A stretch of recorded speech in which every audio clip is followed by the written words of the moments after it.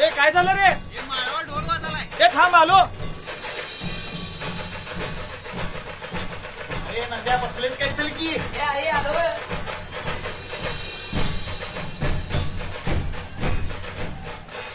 या उद्या कुठे चाललीस? खासबाग मैदानला. का कुस्त्या मारायला काय? नाही, कुस्त्यांचं मैदान गाजवायला. ये बघायला.